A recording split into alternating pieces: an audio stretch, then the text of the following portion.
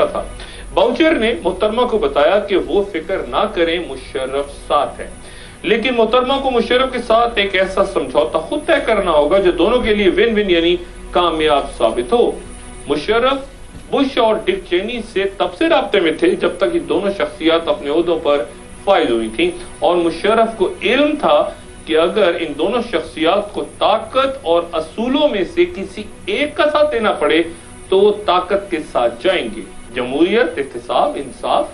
मुशर्रफ को इल्म था कि अमरीकियों को इन नजरियात में दिलचस्पी नहीं, कम से कम आज के दौर में। और तभी मुशर्रफ ने कैलिफोर्निया के सेनेटर टॉम लिंटोस के ऑफिस में ये जानते हुए भी कि सीआईए उनके फोन्स को टैप कर सकती है, बेनजीर से कहा था कि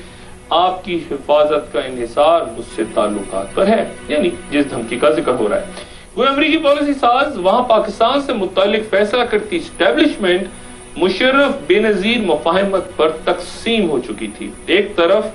स्टेट डिपार्टमेंट और उसकी सरबराह कॉन्डोलीजा राइस जो मोहतरमा को वापस पाकिस्तान मुशर्रफ के साथ शराकत इक़्तिदार में देखना चाहती थी, और दूसरी तरफ अमरीकी नायब सदर डिक चेनी जो इस तमाम अमल के मुखालिफ थे।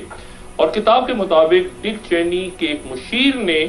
मुसन्निफ को बताया कि हमारा अंदाजा है कि इस तरह की मुफाहमत हम पर बैकफायर करेगी, क्योंकि बेनजीर भुट्टो पेचीदा और नाकाबिले एतमाद हैं।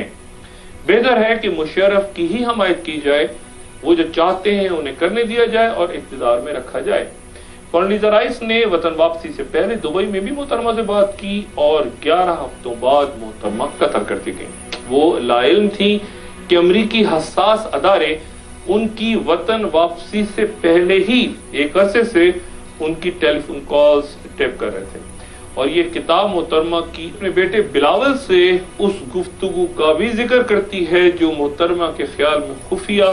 और जाती यानी टेप नहीं हो रही थी। और अमेरिका की नेशनल सिक्योरिटी एजेंसी NSA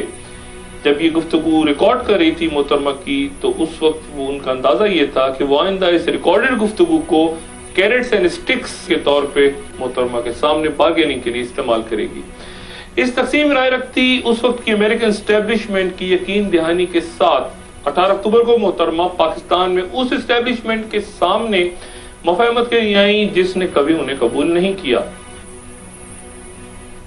मोहतरमा का इस्तकबाल खून बहाकर किया गया, लेकिन वो ना थमी,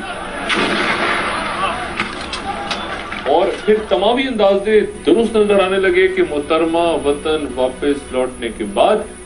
भरपूर अवामी दबाव और उस अदलिया वाली तहरीक का हिस्सा बनकर बड़ी हद तक अपनी उस हिकमत अमली में कामयाब हो रही थी, जहां एक गैर मकबूल और कमजोर तर होते जनरल मुशर्रफ को इस बात का शदीद तर एहसास होने लगा था कि मोहतरमा दोबारा अपने अवाम के दरमियान आके तमाम तर समझौतों से खुद को आजाद कर रही है। और फिर अमेरिका के बदलते तेवर जनरल मुशर्रफ की जानिब से 3 नवंबर को दोबारा मार्शल लॉ नाफिज करने के बाद वाशिंगटन पोस्ट के 11 नवंबर 2007 के अदारिये की सुर्खी जनरल मुशर्रफ के लिए एक भयानक पैगाम था कि द जनरल मस्ट गो। और फिर 3 ही रोज बाद बेनजीर भुट्टो साहिबा वाशिंगटन पोस्ट में शाये होते अपने मजमून में न सिर्फ जनरल मुशर्रफ से बतौर फौजी सरबराह बल्कि सदारती ओहदे से भी उनके इस्तीफे का मुतालबा करती, खुद को तमाम तर मुफाहमती बंधनों से आजाद करेंगे।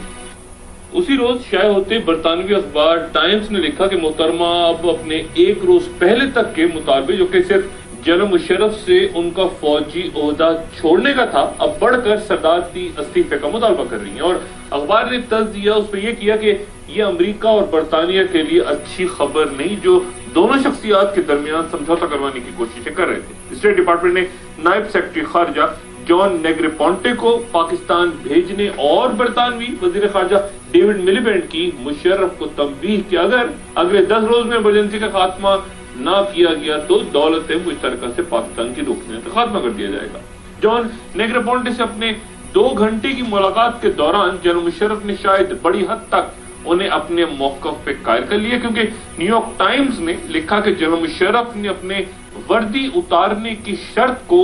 नई कायम शुदा यानी डोगर सुप्रीम कोर्ट की जानिब से 5 साल सदारत को जायज करार दिए जाने से मशरूत कर दिया।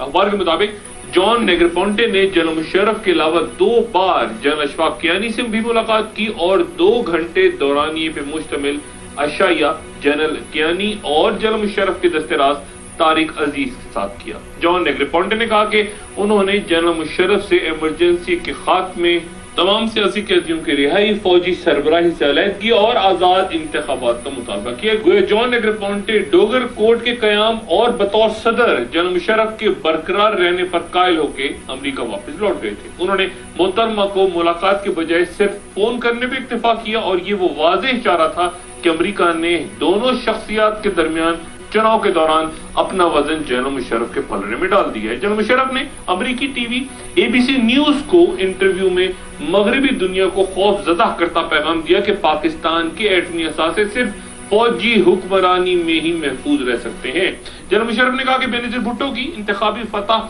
नामुमकिन है और ये कि वो पाकिस्तान में इंतखाबात ही नहीं चाहती। जनरल मुशर्रफ ने यह भी कहा कि मुल्क में इमरजेंसी के निफाज के बावजूद अमरीका उनकी यानी जनरल मुशर्रफ की हमायत करता है। पाकिस्तान में आजाद ज़राए अब्लाग का गला घोंटा जा चुका था और मगरबी मीडिया तब ऐलान कर रहा था कि जॉन नेग्रोपोंटे का रवैया